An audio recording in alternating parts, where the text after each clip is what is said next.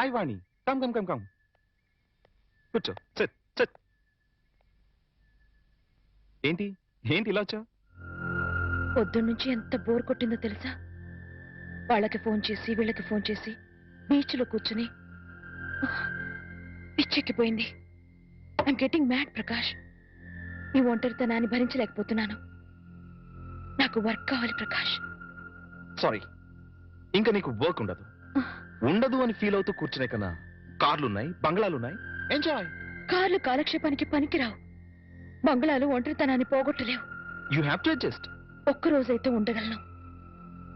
జీవితాంతో ఇలా ఒంటరిగా ఎలా ఉండను? ఒంటరిగా ఉండడం ఎందుకు? మళ్ళీ పెళ్లి చేసుకో.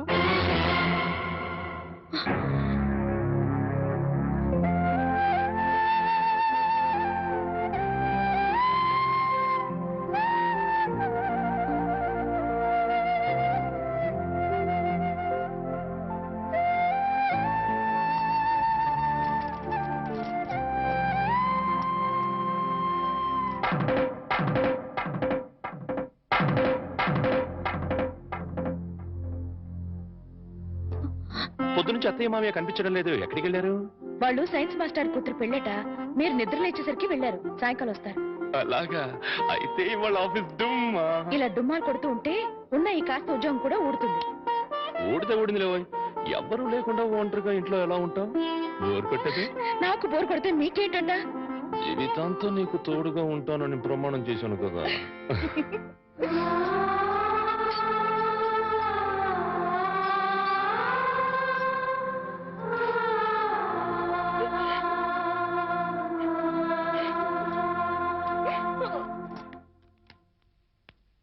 గురుజీ, ఉత్తరం రాసి పెట్టండి. నేను నీకు రాసి పెట్టమంటారా? నువ్వే రాసుకున్నాడు. నేను రాస్తే నేనే వెళ్ళి చదవాలి. అంత బ్యాడ్గా ఉంటుంది మన రైటింగ్. రాయండి ప్లీజ్. చెప్పాడు, ప్రియమైన మామయ్యకు, ఇక్కడ మేమంతా క్షేమంగా ఉన్నాము, మీరంతా అక్కడ క్షేమం అని తలుస్తాను. రాశారా? తన పట్ల ఇక్కడ మేమంతా ఆరోగ్యంగా ఉన్నాము, అక్కడ మీరంతా ఆరోగ్యంగా ఉన్నారని తలుస్తాను. ఇప్పుడే కదా చెప్పావు, మళ్ళీ అదే ముక్క చెప్తావుటి? నీదొక మాయగోల. మీరు రాయండి. ఇకపోతే నాన్నకు గుండెపోటు వస్తే అపోలోలో జాయిన్ చేశాను. అంతా ఆరోగ్యంగానే ఉన్నారని చెప్పావు కదరా. తమ్ముడికి కాలు విరిగితే మెడ్విల్లో జాయిన్ చేశాను. చెల్లెమ్మకు అమ్మోరు పోసింది. మీకు హై బీపీ కదా, ఎలా ఉంది? అత్తగారికి ఉబ్బసం తగ్గిందా? బావమరిదికి టీబీ తగ్గిందా? ఇది చెప్పడానికి ఉత్తరం కూడా ఎందుకురా? All out, start immediately and Telegram ఇస్తే సరిపోలా?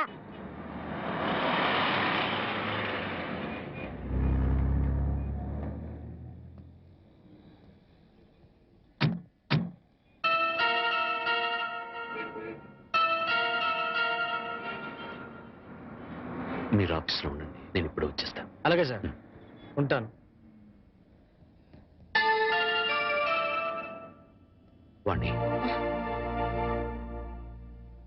అంకుల్ మీరు ఇక్కడ? ఆఫీస్ పని మీద బొంబాయి వచ్చాను. సడన్ గా నువ్వు ఇక్కడ కనిపిస్తే. అంతా బాగున్నారా?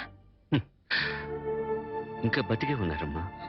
అంకుల్. అవునమ్మా, నువ్వు వెళ్ళిపోవడంతో ఎప్పుడూ చలాకీగా ఉండే నీ భర్త ఒక్కసారిగా కుంగిపోయాడు. నలుగురు పెళ్ళాం లేచిపోయిందని గేలి చేస్తుంటే ఆ బాధను మనసులో దాచుకోలేక, బయటికి కక్కలేక నరక యాతన అనుభవించాడు. ఇక మీ నాన్న కన్న కూతుర్నే క్రమశిక్షణలో పెట్టుకోలేదు, వేలాది మంది విద్యార్థుల్ని క్రమశిక్షణలో పెట్టే అర్హత నాకు లేదని ఆ ఉద్యోగానికి రాజీనామా చేశాడమ్మా. మీ అమ్మ సరే సరే, అన్న కూతురు అత్తారింటికి వెళ్ళిందంటే ఏ తల్లైనా సంతోషిస్తుంది, కానీ అత్యాశలకు పోయి లేచిపోయిందంటే ఏ తల్లి మాత్రం సంతోషిస్తుంది చెప్పు. నిద్దట్లో కూడా నువ్వు గుర్తొచ్చి, నువ్వు చేసిన పని గుర్తొచ్చి తెల్లవార్లు ఏడ్చేదట. ఇక నీ బిడ్డ, వాడు ఆకలితో ఏడుస్తున్నాడు, అమ్మ కోసం ఏడుస్తున్నాడు, వాడు చెప్పలేడు, అవతల వాడికి అర్థం కాదు కదమ్మా. ఎందరు ఎంత అవహేళన చేసినా ఆ ఇంట్లో నవ్వుల్ని తన బోసి నవ్వులతో బతికించాడు. తన బోసి నవ్వులతో బతికించాడు. నేను తప్పు చేశాను అంకుల్. చెయ్యరాని తప్పు చేశాను. నన్ను క్షమించండి అంకుల్.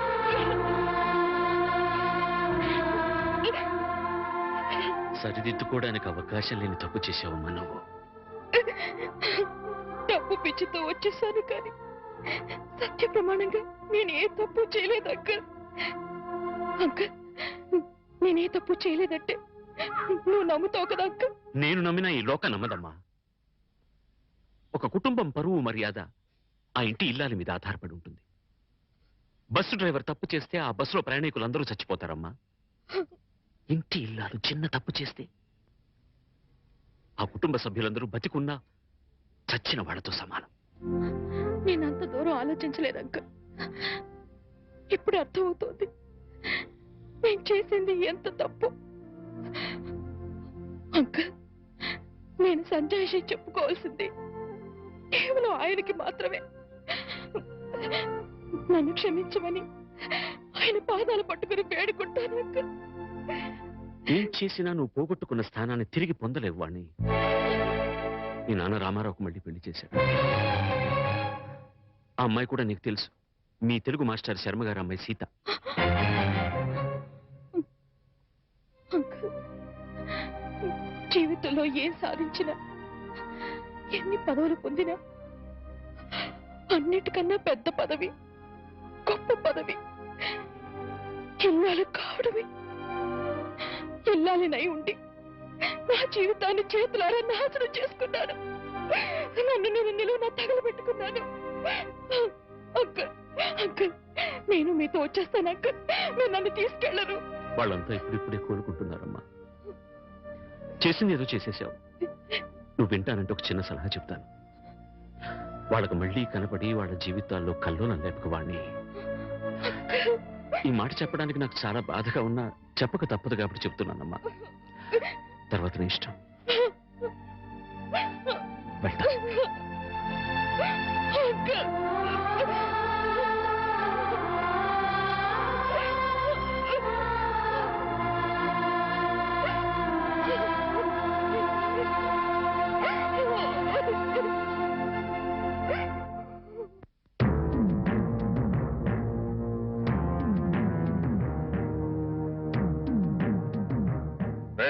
ఇంట్లో అద్దెకుంటు నువ్వేనా?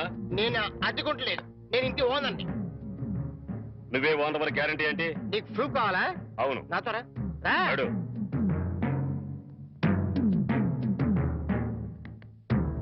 ఈ నెల అద్దె ఎప్పుడు కడతావు? కడతాను రా. మా రౌడీ గారు వస్తే నీ ఒంటి కట్లు కడతాను రా. అద్దెడితే సిలిండర్ వేసి ఇస్తావేంటి? అద్దెగా కడతా, తప్పకుండా కడతా. హెడ్ తాకట్టు పెట్టాను సరే కడతా. సరేనా? కడతా కదా.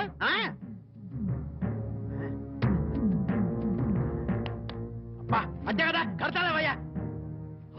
వచ్చేసావా? నన్ను కొడతావేందయ్యా? ఇల్లు ఖాళీ చేయనందుకు. ఖాళీ చేసిన నేను కదయ్యా, వాడు. నేను ఓనర్ని. ఓనర్ ఎవరు, అద్దెకోనర్ ఎవరో తెలియదా?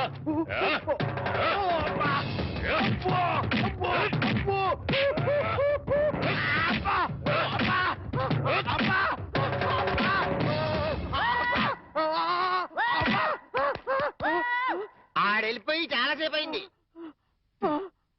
మనతో పెట్టుకుంటే రంగు పడుద్ది. పడిందిగా.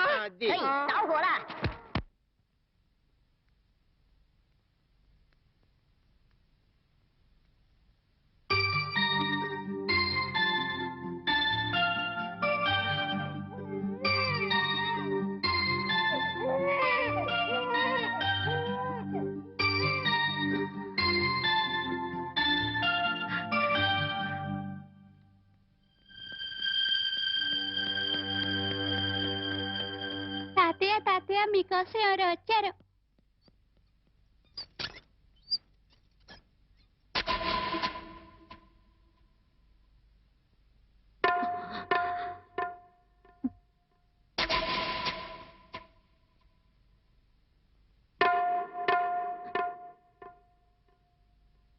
ఎవరమ్మా నువ్వు? చెప్పమ్మా, ఎవరు నువ్వు? నువ్వెవరో నాకైతే తెలీదు. ఒకవేళ మా ఆవిడికి ఎవరో తెలుసేమో. ఒక్కసారి పిలుస్తానుండమ్మా. పూర్ణ, పూర్ణ.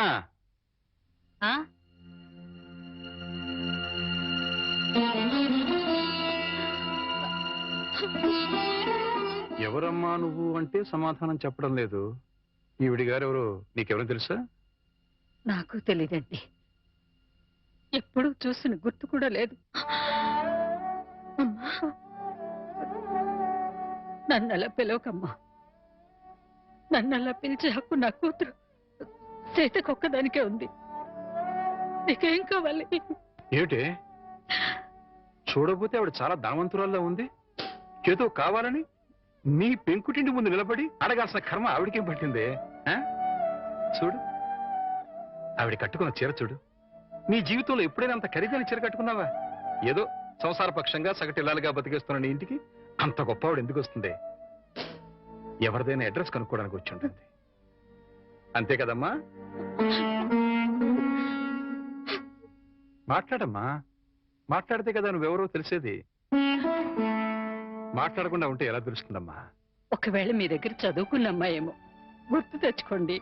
కాదే, నా దగ్గర చదువుకున్న వాళ్ళకి చదువుతో పాటు సంస్కారం క్రమశిక్షణ కూడా ఉంటాయి. ఈవిడి గారిని చూస్తుంటే ఆ రెండూ ఉన్నట్టుగా లేవు. అందుకని ఈవిడ నా శిష్యులు కూడా కాదు. చూడమ్మా, మా అమ్మాయి గుడికెళ్ళే టైం అయింది. నిన్ను చూస్తే మా అల్లుడికి నీకు సంబంధం ఉందని అనుమానపడే అవకాశం ఉంది. దయచేసి ఇక్కడి నుంచి తొందరగా వెళ్ళిపోమ్మా.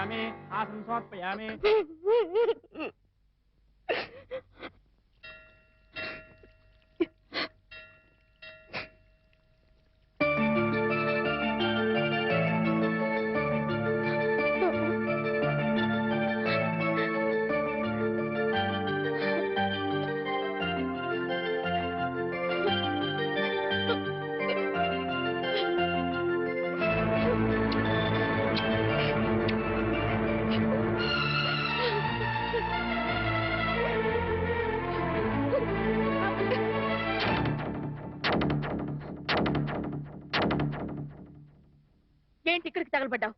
నా బాబుని ఎత్తుకుపోదావనా? మా ఆయన్ని లేపుకుపోదావనా? నా ఇంటికి వచ్చినా మా వారితో మాట్లాడినా నరికి పోగులు పెడతాను. సీతన్న మాట కాస్త వింటావా? ఏంటి నీ మాట వినేది?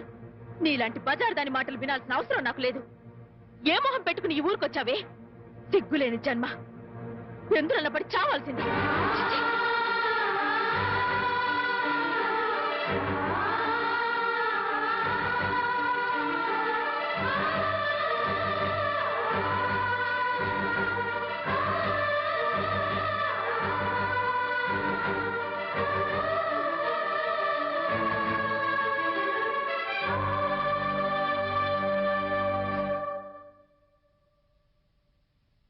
వాణి, వాణి,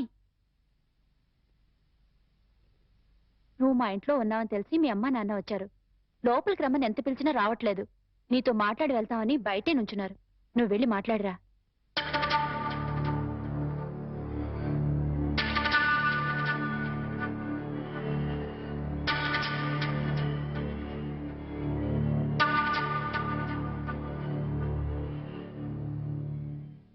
ఇంటి దగ్గర నువ్వెవరో తెలియనట్టు మాట్లాడి ఇక్కడికి ఎందుకు వచ్చారా అని ఆశ్చర్యపోతున్నావమ్మా? అక్కడ నువ్వు ఎక్కువసేపు ఉంటే అల్లుడు నిన్ను చూస్తాడని పంపించేశావు. అమ్మా, ఈ ముసలి తల్లిదండ్రుల మీద, భర్త మీద నీ కక్ష తీరలేదా? పరువు, మర్యాద, గౌరవం, మనశ్శాంతి అన్నీ పోగొట్టావు. ఇంకా ఏం పోగొడదామని ఇక్కడికి వచ్చావమ్మా? నువ్వు పోగొట్టాలన్నా మా దగ్గర ఇంకేం లేదు. ఆ నాన్నని వాడు ఒకడున్నాడు. వాడు నీకు జన్మనిచ్చాడు, పెంచి పెద్ద చేశాడు అనే విశ్వాసం నీలో ఏమాత్రం ఉన్నా సాయంకాలానికల్లా ఈ ఊరుదులు పెట్టి వెళ్ళిపో. లేదు నేను వెళ్ళనంటావా? చెప్పు. మేమే ఈ ఊరుదులు పెట్టి వెళ్ళిపోతాం. అమ్మా, నీకు 2 చేతులు ఎత్తి దండం పెడతాను. నా కూతురి జీవితంలో నిప్పులు పోయొద్దు. నా అల్లుడి బ్రతుకు నరకం చేయొద్దు. వెళ్ళిపోమ్మా, ఈ ఊరుదులు పెట్టి వెళ్ళిపోమ్మా. వెళ్ళిపో తల్లి.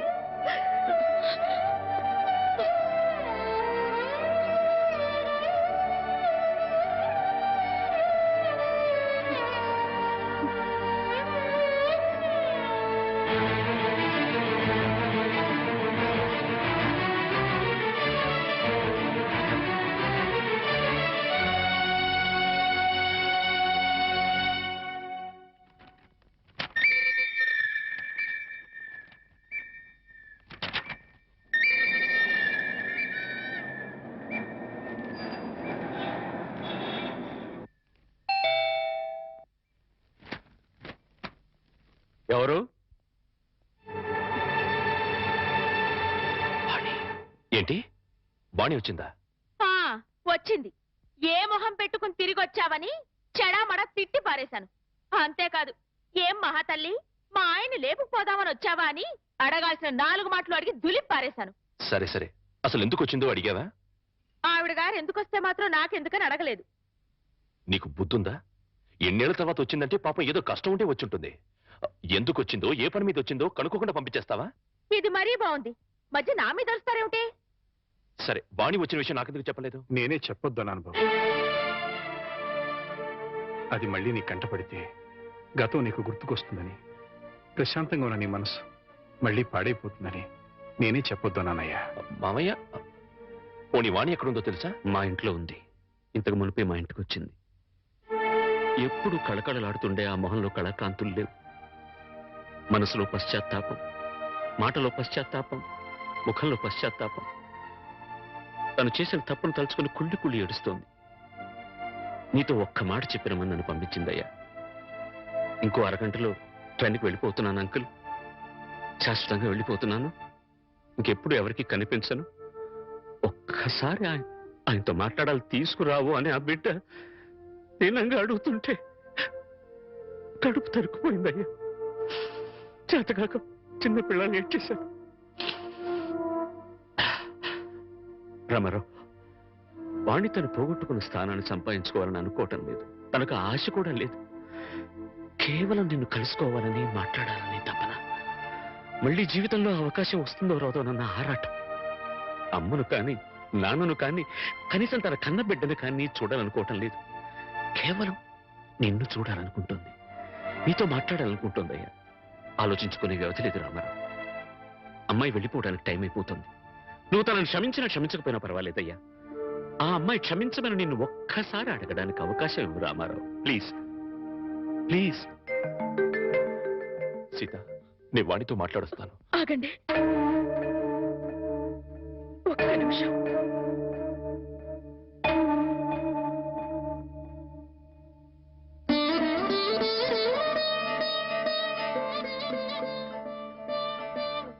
ఆడవాళ్ళు ఎవరొచ్చినా పసుపు కుంకుమ పెట్టి పంపడం ఈ ఇంటి ఆనవాయితీ.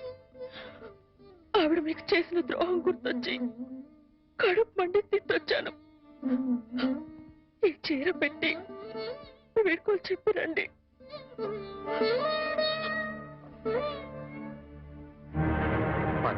వాణి ఎక్కడ? ఆ గదిలో ఉంది. వెళ్ళు.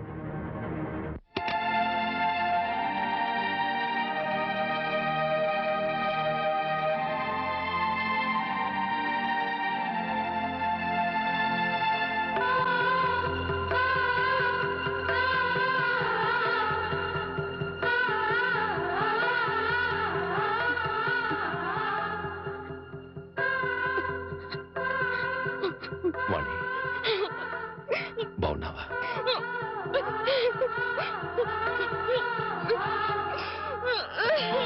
వాణి, వాణి, ఏమిటిది? ఇలా కూర్చో.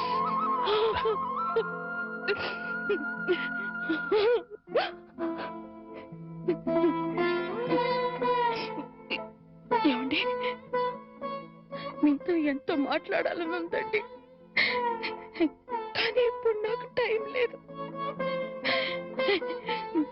నేను చెడిపోలేదండి. నమ్మినా నమ్మకపోయినా నాకు అనవసరం. మీరు ఒక్కరు నమ్మితే నాకు అదే చాలండి. నమ్ముతున్నారు కదా? నమ్మకపోతే నిన్ను చూడటానికి వచ్చేవాడినే కాదు. చాలండి. ఇప్పుడు నాకెంతో తృప్తిగా ఉంది. ఏమండి, ఎవరూ లేని ఒంటరి దాన్ని అయిపోయానంటే వెళ్లే ముందు ఒక్కసారి మీ ఒళ్ళో పడుకొని నాకు మీరున్నారనే తృప్తితో వెళ్ళిపోతానండి. ఒప్పుకుంటారు కదా?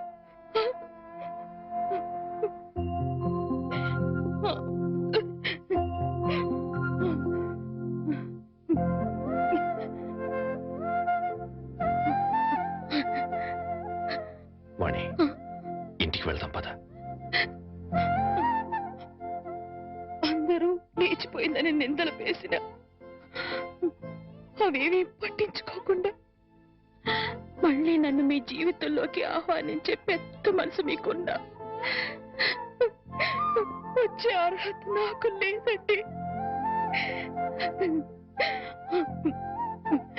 కార్లు, బంగ్లాలు, నగలు, కోట్లు కావాలన్న పిచ్చిలో వాటన్నిటినీ మించిన మిమ్మల్ని వదిలి వెళ్ళిపోయానండి. నా జీవితాన్ని నేనే నాశనం చేసుకుంటాను.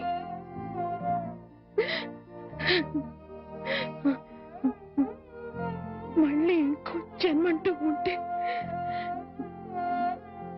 మీ భారీగానే పుడతానండి. ఆ జన్మలోనైనా అందరూ మెచ్చుకునే భార్యగా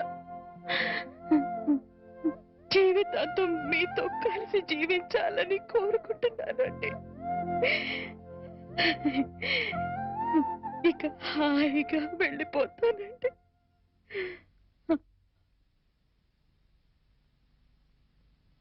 పిచ్చిదానా, ఎక్కడికి వెళ్ళిపోతావు? అప్పుడు ఇప్పుడు ఎప్పుడు నా హృదయంలో నీ స్థానం ఒక్కటే. పదమన్నింటికి వెళ్తాం, అక్కడ అందరూ కలిసి ఉండొచ్చు. సీత నేను ఒప్పిస్తాను అన్నట్టు సీత నీకు చీర పంపించింది.